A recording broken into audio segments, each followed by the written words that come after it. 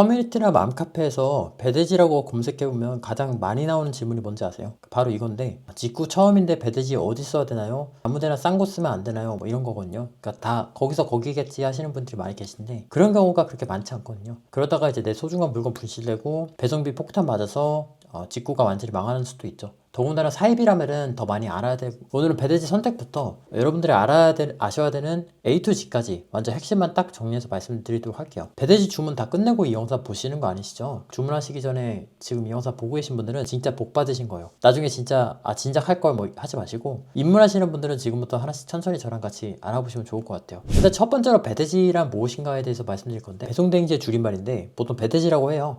그러니까 배송을 대행해 준다는 곳이에요. 그러니까 어떤 배송인지가 중요할 것 같은데, 보통 중국 사입 쪽에서는 중국에서 한국으로 이동하는 그 과정을 대행해 준다고 보통 표현합니다. 그러니까 그 중간 과정에서 물건을 관리해주고 배송을 주관해주는 그런 업체라 보시면 될 것 같고, 이게 외국에서 물건이 넘어오다 보니까 물건에 대해서 검사를 할 수밖에 없어요. 아무래도 이게 엄한 물건들이 들어올 수가 있잖아요. 그렇기 때문에 넘어오는 과정에서 그게 어떤 품목인지를 신고를 해야 되고, 그다음에 특이사항 같은 게 있으면은 나라에 알려줘야 되고, 그리고 인증이 필요하면 인증을 해야 되고, 그렇기 때문에 그 중간 과정이 꽤 복잡하거든요. 알아야 될 것도 많고, 그래서 그 모든 과정을 셀러가 직접 하기는 어렵고 난이도가 되게 높은 편에 속하죠. 그래서 배송대행지는 이 과정을 중개해준다고 보시면 될 것 같고요. 여기서 조금 더 들어가면은 특송이랑 포워딩 같은 개념이 있는데, 처음 하시는 분들이 굳이 이 정도까지 저는 알 필요가 없다 생각해요. 배송대행지란 중국에서 한국으로 이제 물건을 수입 수령하는 걸 안전하게 받을 수 있도록 중개해주는 업체라고 보시면 될 것 같아요. 그럼 배송대행지들은 어떤 서비스를 해주냐라고 하면은 크게는 두 가지가 존재해요. 첫 번째 구매대행, 두 번째는 배송대행인데, 그 뒤에 이제 대행이란 글자가 붙잖아요. 그러니까 대행이란 대신 행동해준다는 그 말의 준말이에요. 그러니까 즉 바꿔 말하면 구매를 대신해준다는 뜻과 똑같거든요. 그러면 어떤 구매를 대신해주냐라는 질문이 있겠죠.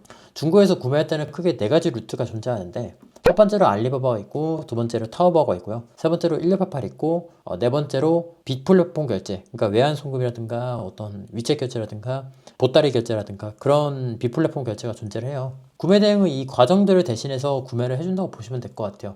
물론 구매를 본인이 직접 할 수 있는데, 대행이라는 게 지금도 여전히 시장이 많이 만들어져 있거든요.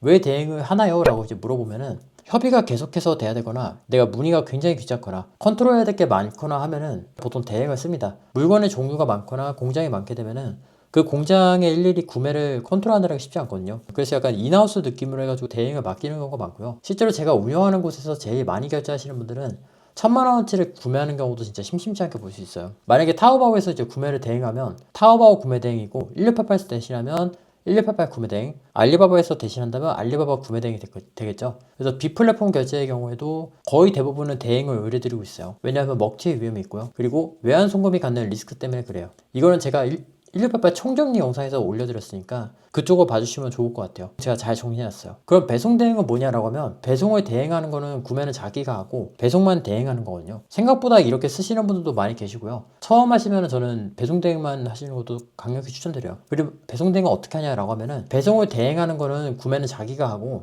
배송만 대행하는 거죠. 이렇게 쓰시는 분들이 많이 계세요. 처음 하시면 저는 이런 방법도 적극 추천드리고, 어떤 서비스인지 어떻게 연락하는지 이제 말씀드렸잖아요. 그러면 어떻게 신청서를 작성하는지는 제가 영상을 찍어 놓도록 할게요. 그래서 결론적으로 배송 대행은 배송을 대신해 준다는 말이고요. 여기서 배송이란 중국에서 한국으로 오는 배송 과정을 뜻해요. 보통은 이런 과정을 다 배송 대행이라고 말하는, 배송 대행지를 선택할 때 보통 위치에 대한 얘기가 많이 나오는데, 크게는 세 가지가 존재해요. 첫 번째가 이우고, 두 번째가 광저우, 세 번째가 닝보랑 심천이 있는데, 대체로는 이 세 가지 중에 한 곳이라고 보시면 될 것 같아요. 위해에 위치해 있는 경우가 훨씬 많아요. 왜냐하면 한국이랑 지리적으로 가깝기 때문에 비행기를 타면은 비행 시간이 거의 40분, 50분밖에 안 돼요. 그 정도로 가까운 거리거든요, 웨이하이가. 그렇기 때문에 애매하다 싶으시면 웨이하이에 있는 배송 대행지를 선택하시면 되고요. 웬만한 경우 아니면은 이우랑 광저우 같은 곳에서 굳이 시작할 필요 없다 생각해요. 위치라든가 서비스라든가 배송 대행지를 뭐 하는 곳인가에 대해서 다 말씀드렸잖아요. 이제는 배송 대행지를 써야 되는데 어떻게 사용할 수 있을까? 그거에 대한 고민이 있겠죠. 그래서 그거를 말씀드리면은, 26년도를 기준으로 해서 거의 99%는 카카오톡인 것 같아요. 그 이외라면은 위챗 정도인데, 한국인 입장에서는 카카오톡을 사용하는 게 일반적이죠. 관리하기도 쉽고요. 그리고 그게 제일 편하기도 하고요. 보통 하단에 카카오톡 채널이 적혀 있으니까 그쪽으로 진입을 해주시면 좋고요. 배송 대행지의 사용 방법은 구매 대행이 있고 배송 대행이 있는데 이거는 규격이 어느 정도 정해진 상태예요. 요즘은 크게 두 가지만 신경 쓰시면 되는데 첫 번째는 사업자 통관인지 아니면 개인 통관인지. 내가 온라인에 물건을 판매할 거다 그러면은 사업자 통관, 내가 개인적으로 쓸 거다 그러면 개인 통관으로 쓰시면 될 것 같아요. 여기서 통관을 할 때 보통 비용이 발생하는데 개인 통관은 빵원이고요. 사업자 통관은 25,000원이 들어간다 보시면 될 것 같아요. 그리고 사업자 통관은 판매용이기 때문에 인증 제품들에 대해서는 모든 인증을 다 받아야 된다고 보시면 될 것 같아요. 안 받으시면은 걸리면은 거의 무조건 처벌받는다고 보시면 될 것 같고요. 반면에 개인 통관의 경우에는 개인적으로만 쓰는 제품이에요.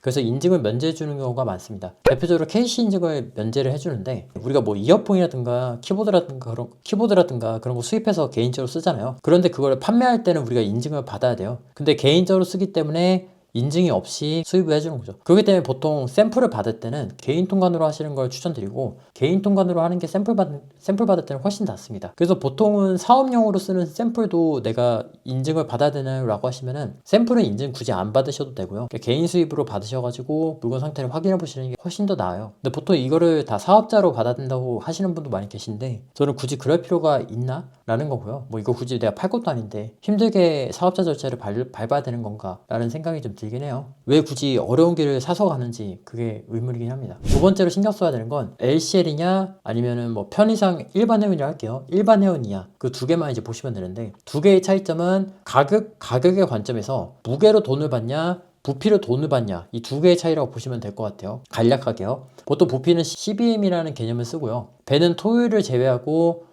월요일부터 금요일 그리고 일요일 선적이 이루어져요. 그리고 결제를 그 바로 전날에 해야 그 다음날에 출고가 된 형식이다 라고 보시면 될 것 같고, 왜냐면 미리 내가 부킹을 해야 되잖아요. 그렇기 때문에 그 전날에 보통 한다, 전날에 해야 된다 라고 알아주시면 좋을 것 같고, 만약에 내가 부피가 유리하다 그러면은 LCL이고요, 무게가 유리하다 그러면은 일반 회원이 조금 더 낫습니다. 그렇게 결론을 내리시면 될 것 같아요. 그런데 사업자 통과는 조금 더 많은 걸 염두해 둬야 돼요. 일단 LCL이라는 것 자체가 비용 자체가 고정비가 높은 편이에요. 7만원 이상의 고정비가 들어오고요. 사업자 통과는 반면에 25,000원이면 돼요. 반면에 일반 회원에 대한 사업자 통과는 25,000원이면 충분합니다. 그리고 LCL 자체가 통과 속도가 굉장히 빨라요. 3, 4일이면 들어오고요. 일반 회원으로 들어가게 되면은 7일에서 10일 똑같이 통관 속도가 개인적으로 물건 받는 거랑 똑같다고 보시면 될 것 같아요. 그렇기 때문에 이게 은근히 재고 관리가 힘들어요. 저 같은 경우에는 그래서 일반 회원은 거의 안 쓰고 있고요. 거의 무조건적으로 LCL을 이용하고 있어요. LCL은 3, 4일이면은 통관이 완료돼서 국내 창구로 인계가 이루어지고요. 이야기를 좀 많이 드렸는데 좀 정리를 하면은 웬만하면은 LCL로 들어오는 게 일반적이에요. 일반 회원은 오래 걸려서 속 터진다고 할 수 있을 정도라고 요약할 수 있을 것 같고, 내가 만약에 정말 조그만 양이다 그러면은 고정비가 높은 LCL을 할 필요가 없어요. 애매하실 때는 제가 아까 알려드린 카카오톡 센터로 한번 문의를 해보세요. 그러면 뭐가 더 낫다고 안내를 해주실 거예요. 그리고 관세라는 개념이 있습니다. 처음이신 분들은 관세라는 개념이 좀 헷갈리실 텐데, 쉽게 말하면 특정 금액이 넘어가거나 사업자 통관인 경우에는 무조건 관세라는 걸 내야 돼요. 면세 제품이 좀 있긴 한데 일반적인 경우가 아니니까 제가 그거는 패스하도록 할게요. 이 관세는 품목별로 좀 상이해요. 일반적으로 한 5에서 8% 정도라고 보시면 될 것 같고, 우리가 수입하는 거의 제품의 거의 대부분은 제가 봤을 때는 7에서 8%쯤 돼요. 그리고 여기서 부가세라는 개념도 있습니다. 우리가 물건을 구매할 때 부가가치세라는 거 한 번쯤은 들어보셨을 거예요. 물건값의 10%를 무조건 내야 되거든요. 결론적으로 수입을 하실 때요, 부가세 10% 그리고 관세 8% 이렇게 해서 총 18%의 세금을 내야 됩니다. 근데 여기서 중요한 게 부가세는 흥정이 안 되거든요. 부가세는 무조건 10% 내야 돼요. 그런데 관세는 거의 1%에 가깝게 낼 수 있어요. 바로 원산지 증명서라는 걸 작성해서 내가 수입을 하면 되는데, 누가 작성하냐는 문제가 있죠. 수입하는 화주가 모든 책임을 지는 경우가 거의 대부분이기 때문에 보통은 배대지에다가 원산지 증명서 작성해 달라고 하면은 대행비를 달라고 합니다. 그러니까 원산지 증명서 그 비용에다가 대행비까지 해가지고 비용이 별도로 들어가는 거죠. 그런데 SMB 배대지는 이 대행비 자체가 공짜여가지고 최적화 시킬 수 있어요. 원산지 증명서 제출 비용만 내시면 작성까지 대행해 주기 때문에 거의 누르기만 하면 적용이 된다고 보시면 될 것 같아요. 그래서 이렇게 적용하시면 거의 0% 가깝게 실질적으로 관세를 줄일 수 있고요.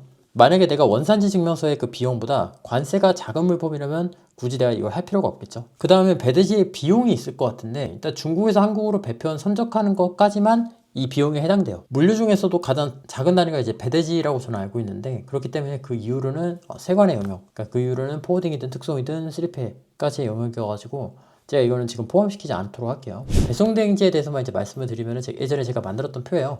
이 표를 좀 그대로 해설해 드리면은, 이 정도의 견적이라고 좀 보시면 될 것 같아요. 일단은 운항인데 제가 이것들을 좀 조사하면서 느꼈던 것 중에 하나는 대체적으로 저렴한 곳들은 어딘가에는 분명히 가격을 녹여놔요. 그렇기 때문에 거의 대부분 솔직히 비슷합니다. 가격대는. 그러니까 이게 약간 또이또이한 경우가 많아요. 에어캣 같은 경우도 이런 식으로 차이가 많죠. 특히나 사업자 통관으로 오면 진짜 가격이 천차만별인 게 어떤 거는 많게는 거의 5만 원까지 넘어가요. 2만 원에서 5만 원 사이로. 원산지증명서가 그런 경우죠. 저는 뭐 최저가를 굳이 미룰 필요는 없다고 생각해요. 최저가라고 하면은 뭐 보건비라든가 증명서라든가 바코드라든가 가격을 녹이는 경우가 많기 때문에 그냥 본인이 얘기를 해봤을 때 CS 잘해주는지 정직하게 해주는지 그런 정도만 체크하면 된다고 생각해요. 그런데 제가 요금 중에서 반드시 피해야 되는 게 있다고 말씀을 드리는 것 중에 하나가 LCL당 핸들링 비용을 제가 피하라고 말씀드려요. 이거는 제가 굳이 안 적어놨는데 LCL CBM당 핸들링 비용을 별도로 받는 곳이 있어요. 그거는 진짜 별로거든요. 그거는 진짜 별로인 게 엄청 비싸져요. 그리고 5일 동안 보관비 무료 그런 곳은 별로입니다. 왜냐면은 사업자 통관 특성상 오래 있어야 되는 경우가 많거든요. 그래서 그런 경우에는 보관비로 닦아십니다. 그래서 배대지에서 보관비를 무료로 해주는지 그거를 확인해 보시는 게 진짜 좋아요. 온라인 최저가를 별로 좋아하지는 않는 게